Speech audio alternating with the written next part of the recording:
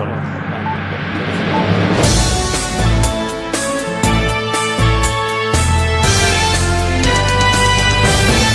இன்றைய நாளிற்கான முக்கிய செய்திகள்: முச்சக்கர வண்டி கட்டணம் உயர்வு, மக்கள் மீதான சுமை மேலும் அதிகரிப்பு, மேல் மாகாணத்தில் முச்சக்கர வண்டி பயண கட்டணங்கள் உயர்த்தப்பட்டுள்ளன.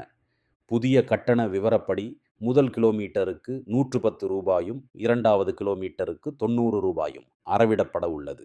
இந்த கட்டண உயர்விற்கு எரிபொருள் விலை அதிகரிப்பும், வாகன பராமரிப்பு செலவுகள் உயர்வும் முக்கிய காரணங்களாக கூறப்படுகின்றன. டிரைவர்களின் வாழ்வாதாரத்தை பாதுகாக்க இந்த முடிவு அவசியமானது என அதிகாரிகள் தெரிவித்துள்ளனர். நாட்டின் 25 மாவட்டங்களிலும் ஜனாதிபதியின் நேரடி கண்காணிப்பில் புதிய நடவடிக்கை. ஒவ்வொரு மாவட்டத்திலும் 10 பேர் வீதம் மொத்தம் 250 பேர் ஜனாதிபதியின் நேரடி கண்காணிப்பின் கீழ் நியமிக்கப்பட உள்ளதாக அறிவிக்கப்பட்டுள்ளது.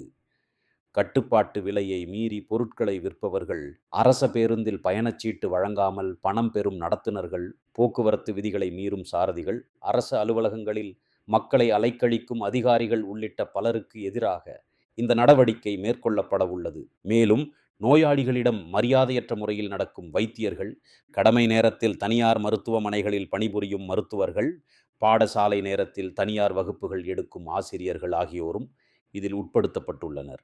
இத்தகைய குற்றச்செயல்கள் குறித்து தகுந்த ஆதாரங்களுடன் ஜனாதிபதிக்கு தகவல் வழங்கப்பட வேண்டும் என தெரிவிக்கப்பட்டுள்ளது. அத்தகவல் கிடைத்த 48 மணி நேரத்திற்குள் சம்பந்தப்பட்டவர்கள் கைது செய்யப்பட்டு நீதிமன்றத்தில் முன்னிலைப்படுத்தப்படுவார்கள் எனவும் கூறப்பட்டுள்ளது.